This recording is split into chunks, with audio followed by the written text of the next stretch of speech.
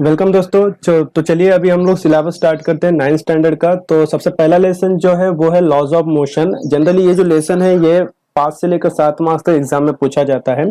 तो सबसे पहले ये जो जिस तरीके से यहाँ पे टाइटल दिया हुआ है लेसन का, लॉज ऑफ मोशन। तो लॉज ऑफ मोशन मतलब क्या है कि जो मोशन होता है उसके कुछ सम सर्टेन लॉज होते हैं, उन लॉज को हम लोग इस लेसन में पढ़ने वाले हैं।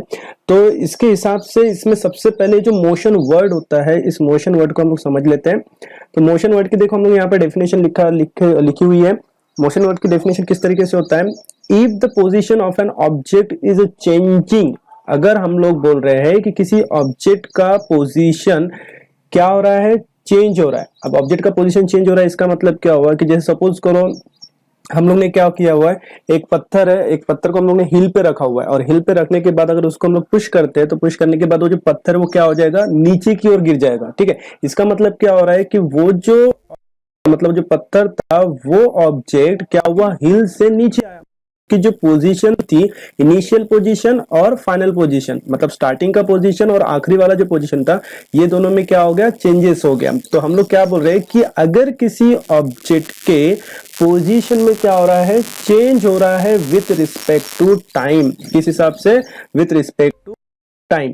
तो यहाँ पे अगर किसी ऑब्जेक्ट के पोजीशन में चेंज होता है with respect to time, if the position of an object is changing with respect to time then it is said to be in motion. मतलब जब किसी ऑब्जेक्ट का पोजीशन क्या हो रहा है, एक जगह से दूसरी जगह पे चेंज हो रहा है, तो उसका उस चीज को या फिर उस चेंज को हम लोग क्या बोल सकते हैं, मोशन बोल सकते हैं। ठीक है, देन उसके बाद में इसी का जो अपोजिट होता है वो होता है रेस्ट। मतलब कि अगर किसी ऑब्जेक्ट को हम लोग बोल रहे हैं कि अगर मोशन में है, मतलब वो पोजीशन को क्या कर रहा है, चेंज कर रहा है।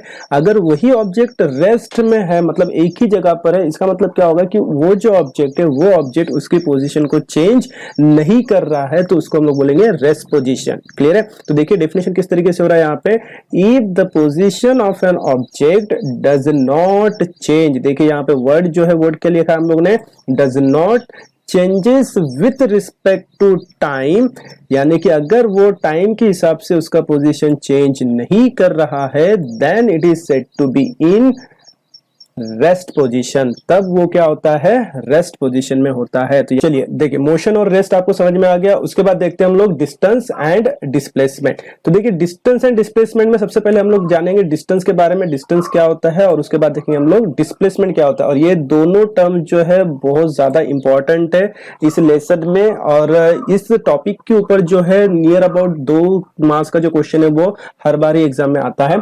तो देखिए डिस्टेंस का डेफिनेशन क्या होता है, the actual path travelled by an object in motion. मतलब कि जब हम लोग बोल रहे हैं कि कोई ऑब्जेक्ट क्या है, मोशन में है, और वो मोशन में रहते वक्त क्या कर रहा है, एक पाथ को वो कवर कर रहा है या फिर वो ट्रैवल कर रहा है, while going from one point two another point. इसका मतलब हुआ कि जब ऑब्जेक्ट किसी एक पॉइंट से दूसरे पॉइंट तक क्या कर रहा है, ट्रैवल्ड कर रहा है, तो वो जो डिस्टेंस होता है या फिर वो जो पाथ होता है, उस पाथ को हम लोग क्या बोलेंगे, डिस्टेंस बोलेंगे। क्लियर है। ठीक, जैसे कि यहाँ पे हम लोग मान के चलते हैं कि सपोज करो यहाँ पे ये एक पॉइंट है, इस पॉइंट को हम लोग ने बोल दिया सपोज ये ए पॉइंट हो गया, और उसके बाद में हम लोग ने ले लिया दूसरा यहाँ पे बी पॉइंट, सपोज यहाँ पे ले लिया, यहाँ पे हम लोग ने ले लिया बी पॉइंट। तो यहाँ पे हम लोग क्या बोल रहे हैं कि ये जो ए है और ये बी, ये ए और ये बी, ये दोनों के बीच में यहां से ऑब्जेक्ट स्टार्ट हुआ और वो मोशन में जाते जाते कहां पहुंच गया, बी तक पहुंच गया। तो वो जो पाथ कवर कर रहा है उस पाथ को हम लोग क्या बोलेंगे, डिस्टेंस। क्या बोल देंगे, डिस्टेंस। क्लियर हुआ यहां तक। ठीक है, तो देखिए फिर से एक बार हम लोग डिस्टेंस की डेफिनेशन देख लेते हैं। The actual path travelled by an object in a motion while going from one point two another point. ठीक है, देन उसके बाद देखिए, अब इसको अगर हम लोग अच्छे से अगर समझना है तो हम लोग यहाँ पे ये जो डायग्राम दिखाई दे रहा है, डायग्राम देख लेते हैं कि जैसे देखिए शीतल एंड प्रशांत हाउस यहाँ पे दिया हुआ है पॉइंट बी पे। तो ये बी पॉइंट से लेके यहाँ पे ये जो स्कूल है, इस स्कूल तक, तो बी पॉइंट से लेके स्कूल तक अगर ये शीतल जाती है तो वो जो पाथ कवर कर रही है वो पाथ कितना है, 1300 मीटर। तो ये जो 1300 मीटर है ये हो गया उस चीज का डिस्टेंस। मतलब कि शीतल के हाउस से लेके स्कूल तक का जो डिस्टेंस है वो कितना दिया हुआ हम लोग को, 1300 मीटर। क्लियर है ये चीज, ठीक है। उसी तरीके से हम लोग बोल सकते हैं कि शीतल के हाउस से लेके संगीता के हाउस तक का जो डिस्टेंस है वो कितना है, 500 मीटर है। उसके बाद में देखिए संगीता के हाउस से लेके स्कूल तक का जो डिस्टेंस है वो कितना है, 1200 मीटर है। तो यहाँ पे हम लोग को पाथ ए दिया हुआ है 500 मीटर और पाथ बी क्या है, 1200 मीटर। तो ये तीनों चीजें जो है, ये तीनों चीजें क्या होती है, डिस्टेंस होती है, ठीक है यहां तक। देन उसके बाद देखिए नेक्स्ट डेफिनेशन हम लोग ने लिया हुआ है डिस्प्लेसमेंट। अब डिस्प्लेसमेंट देखिए क्या होता है, the shortest distance covered by an object between starting and finishing point. इसका मतलब ये हुआ कि डिस्प्लेसमेंट जो ये भी क्या है, एक तरीके का डिस्टेंस, एक तरीके का, लेकिन कौन सा पाथ, कि जब ऑब्जेक्ट जो है या फिर ऑब्जेक्ट की जो स्टार्टिंग पोजीशन है और फाइनल पोजीशन। अब जैसे देखो ये डायग्राम ए समझ लेते हैं हम लोग, इसमें ये हो गया ए, जो ए हो गया स्टार्टिंग पॉइंट और ये जो बी है ये हो गया सपोज करो एंड पॉइंट, ठीक है, या फिर फिनिशिंग पॉइंट। तो इसमें हम लोग क्या बोल रहे हैं कि द शॉर्टेस्ट डिस्टेंस, क्या बोल रहे हैं हम लोग, the shortest distance from point A to point B, मतलब from point starting point to ending point, जो शॉर्टेस्ट डिस्टेंस रहेगा उस डिस्टेंस को हम लोग बोलेंगे, क्या बोलेंगे उसको, डिस्प्लेसमेंट। क्या बोला जाएगा उसको, डिस्प्लेसमेंट। क्लियर है यहां तक। तो यहां पे हम लोग बात कर रहे हैं कि अगर ये वाला शीतल के हाउस से लेके संगीता के हाउस तक, मतलब कि शीतल के हाउस से लेके संगीता के हाउस तक का जो डिस्टेंस है वो है 500 मीटर। फिर बाद में 500 मीटर कहां से, संगीता के हाउस से लेके स्कूल तक, ठीक है। अगर शीतल को स्कूल जाना है तो वो पहले कहां से जा रही है, शीतल जा रही है पहले संगीता के हाउस 500 मीटर, फिर वहां से जाएगी स्कूल, कितना, 1200 मीटर। तो टोटल उसको डिस्टेंस कितना कवर करना पड़ेगा, 1200 प्लस 500 कितना हो जाएगा, 1700, बराबर। लेकिन अगर वो सीधा कहां पे, स्टार्टिंग पॉइंट हो गया उसका शीतल का हाउस और एंडिंग पॉइंट या फिर फिनिशिंग पॉइंट हो गया स्कूल, अगर वो सीधा शीतल के हाउस से स्कूल जाती है तो उसको कहां से जाना पड़ेगा, ये सीधे रास्ते से अगर जाती है 1300 मीटर पे, तो ये 1300 मीटर क्या हो जाएगा उसका डिस्प्लेसमेंट, क्या हो जाएगा, डिस्प्लेसमेंट। क्लियर है यहां तक। तो देखिए हम लोग अगर इसको रिव्यू करते हैं इसका, अगर तो डिस्टेंस मतलब क्या है, it is nothing but the length या फिर path covered between initial point and final point, ठीक है। ये इसमें क्या हो जाएगा, टोटल लेंथ आ जाएगा। लेकिन जो डिस्प्लेसमेंट में हम लोग क्या लगे कि जो शॉर्टेस्ट लेंथ है वो हम लोग इसमें इंक्लूड कराएंगे, तो वो हो जाएगा डिस्प्लेसमेंट। क्लियर है बच्चों यहां तक, पहला डिस्टेंस एंड डिस्प्लेसमेंट। उसके बाद देखिए जो नेक्स्ट टॉपिक है वो हम लोग बता रहे हैं कि जो डिस्टेंस है और डिस्प्लेसमेंट है इसमें क्या इंपॉर्टेंट पॉइंट्स होते हैं, ठीक है। तो इंपॉर्टेंट पॉइंट्स में देखिए क्या होगा, जैसे कि डिस्टेंस जो है is a total length travel by an object. अब जनरली देखिए ये जो क्वेश्चन है differentiate between distance and displacement, ये 2 मार्क्स का क्वेश्चन एग्जाम में आता है, मोस्ट ऑफ द टाइम ये आ चुका है क्वेश्चन। तो इसमें देखिए क्या लिखा हम लोग ने, distance is a total length travelled bye an object. अब हम लोग को पता है कि डिस्टेंस क्या होता है, कि टोटल लेंथ होता है जो ऑब्जेक्ट क्या करेगा, ट्रैवल करेगा। क्लियर है। लेकिन जो डिस्प्लेसमेंट है वो क्या होता है, वो होता है शॉर्टेस्ट लेंथ। क्या होता है, शॉर्टेस्ट लेंथ, किसके बीच का, बिटवीन द 2 पॉइंट्स में, एक इनिशियल पॉइंट और दूसरा क्या होगा, फाइनल पॉइंट होगा। उसके बाद में सेकंड जो डिफरेंशिएट पॉइंट है वो क्या है, distance will never be zero. इस पॉइंट को थोड़ा ध्यान से समझ लीजिए कि डिस्टेंस जो है वो कभी भी जीरो नहीं हो सकता। अब क्यों नहीं हो सकता, देखिए सपोज करो कि हम लोग ने क्या किया हुआ है, ये एक पॉइंट लिया हुआ है, ये वाला एक पॉइंट लिया हुआ है और ये दूसरा पॉइंट लिया हुआ है, ठीक है। अब यहाँ पे ये जो पॉइंट है ये पॉइंट हो गया ए वाला पॉइंट और ये जो पॉइंट है ये पॉइंट हो गया बी वाला पॉइंट, ठीक है, ये हो गया बी पॉइंट। क्लियर।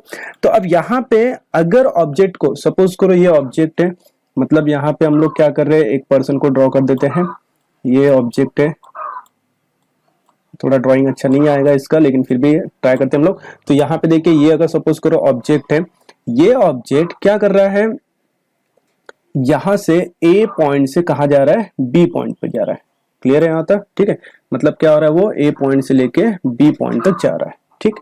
देन उसके बाद में जब वो ए से बी जा रहा है तो वो अगर एक पैर भी अगर आगे रखता है, एक लेग भी अगर आगे रखता है तो क्या हो जाएगा, कुछ ना कुछ डिस्टेंस कवर करेगा ही वो, ठीक। तो यहाँ पे हम लोग बोल सकते हैं कि डिस्टेंस जो कभी भी जीरो नहीं हो सकता, डिस्टेंस कभी भी जीरो नहीं हो सकता, बराबर है, ठीक।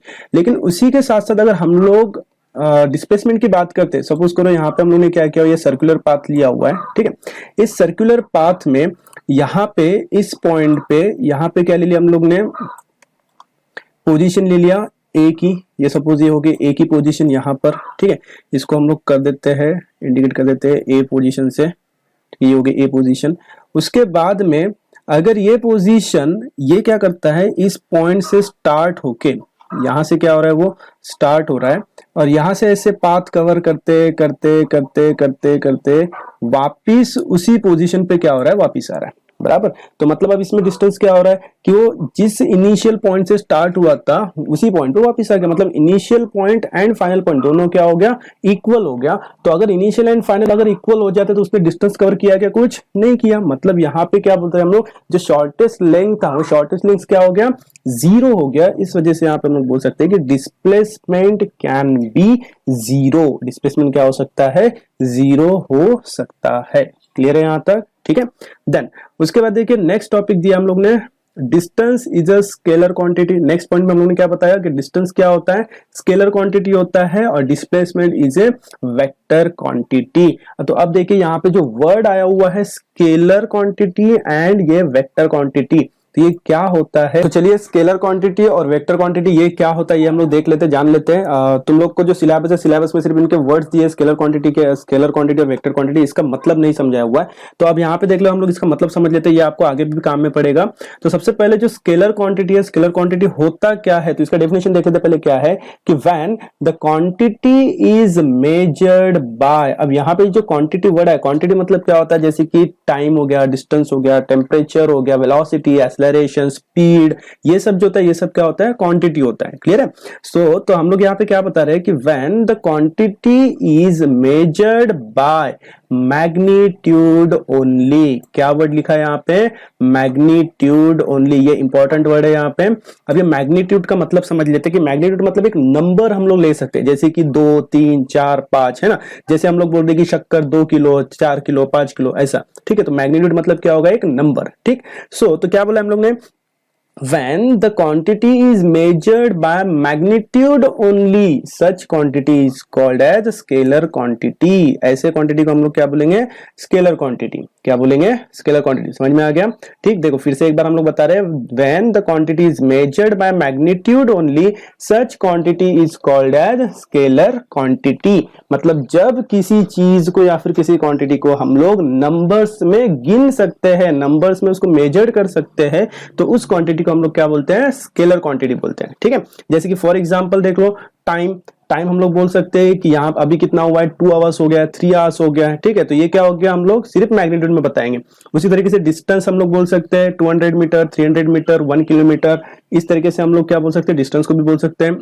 उस तरीके से टेम्परेचर्स भी हम लोग डिग्री सेल्सियस वगैरह बोलते हैं। स्पीड भी हम लोग मीटर, किलोमीटर, मीटर पर सेकंड, किलोमीटर पर आवर, इस तरीके से हम लोग बोल सकते हैं। क्लियर है।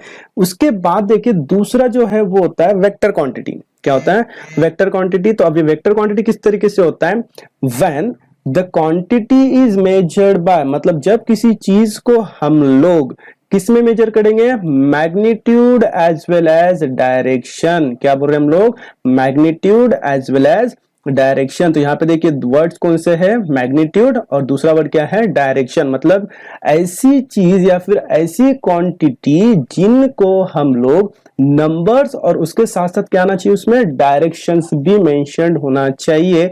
ऐसी अगर क्वांटिटी है तो उस क्वांटिटी को हम लोग क्या बोल सकते हैं, वेक्टर क्वांटिटी। क्या बोलेंगे उसको हम लोग, वेक्टर क्वांटिटी। क्लियर है यहाँ तक, ठीक है। तो डेफिनेशन देख ली फिर से एक बार, क्या बोल रहे हैं हम लोग, when the quantity is measured by magnitude as well as direction such quantity is called as vector quantity। For example देखिए डिस्प्लेसमेंट। अब देखिए डिस्प्लेसमेंट को हम लोग वेक्टर क्वांटिटी कैसे बोल सकते हैं, कि हम लोग बोल रहे हैं कि जब कोई ऑब्जेक्ट है, ये कोई ऑब्जेक्ट है, ये ऑब्जेक्ट क्या हो रहा है, एक पॉइंट से निकल के क्या हो रहा है, दूसरे पॉइंट तक जा रहा है, बराबर, ठीक। तो अब ये एक पॉइंट से दूसरे पॉइंट तक जब जाएगा तो अब हम लोग उसको क्या बताएंगे कि ये ऑब्जेक्ट जो है, ये ऑब्जेक्ट कहां पे जा रहा है, 2 किलोमीटर टूवर्ड्स कहाँ पे, वेस्ट की तरफ बोल रहे हैं, या फिर 2 किलोमीटर टूवर्ड्स द कहाँ बोल रहे हैं, साउथ की तरफ बोल रहे हैं, या फिर 2 किलोमीटर टूवर्ड्स द ईस्ट की तरफ बोल रहे हैं, ठीक है ना। तो हम लोग ये मेंशन करना पड़ेगा कि डिस्टेंस मतलब क्या, शॉर्टेस्ट डिस्टेंस ना। तो वो जो शॉर्टेस्ट डिस्टेंस है वो कौन से डायरेक्शन में है, ये जब हम लोग मेंशन करेंगे तो उसको हम लोग क्या बोल देंगे, वेक्टर क्वांटिटी। उसी तरीके से देखो फोर्स जो होता है, फोर्स भी हम लोग क्या करेंगे, न्यूटन में इसको हम लोग गिनते हैं, न्यूटन में मेजर करते हैं। तो हम लोग को बताना पड़ेगा कि फोर्स कौन से डायरेक्शन से अप्लाई हो रहा है। जैसे कि अगर हम लोग बोल रहे हैं कि फोर्स जो है वो ऊपर की तरफ से अप्लाई हो रहा है, या फिर फोर्स जो है वो नीचे की तरफ से अप्लाई हो रहा है, ठीक। इस तरीके से हम लोग क्या क्या करना पड़ेगा, उसको हम लोग को मेंशन करना पड़ेगा, ठीक है। तो इसी वजह से क्या हो गया, जो फोर्स है वो फोर्स भी क्या हो जाएगा, वेक्टर क्वांटिटी हो जाएगा। वेलोसिटी, ऑब्वियसली वेलोसिटी के लिए भी हम लोग को डायरेक्शन बताना पड़ेगा कि किस डायरेक्शन में वो जा रहा है। उसके साथ साथ एक्सेलरेशन, जो एक्सेलरेशन में भी हम लोग को क्वांटिटी प्लस डायरेक्शन दोनों बताना पड़ेगा, तब जाके ये हम लोग उसको प्रॉपर्ली बता पाएंगे। तो हम लोग ने क्या बताया यहाँ पे कि स्केलर क्वांटिटी ऐसी क्वांटिटी होती है जिसको बताने के लिए हम लोग को सिर्फ मैग्नीट्यूड की जरूरत पड़ेगी, और जो वेक्टर क्वांटिटी है उसको मैग्नीट्यूड के साथ साथ डायरेक्शंस की भी जरूरत पड़ेगी, ठीक है। तो ये हो गया scalar quantity and vector quantity. अब इस वीडियो में हम लोग यहीं तक यहाँ पे स्टॉप करते हैं। इसके बाद का जो नेक्स्ट टॉपिक है, नेक्स्ट टॉपिक में हम लोग स्पीड क्या होता है, वेलोसिटी क्या होता है, ये सब चीजें जो है, ये सब चीजें हम लोग नेक्स्ट लेसन में पढ़ेंगे हम लोग। अब तक जिसने भी जो भी हमारे चैनल पर नए हो गए वो लोग इसको सब्सक्राइब कर दीजिए। और इसी तरीके से हम लोग पूरा सिलेबस जो 8th स्टैंडर्ड, 9th स्टैंडर्ड और 10th स्टैंडर्ड तीनों का जो सिलेबस है, पूरा सिलेबस हम लोग इस पे अपलोड करने वाले हैं।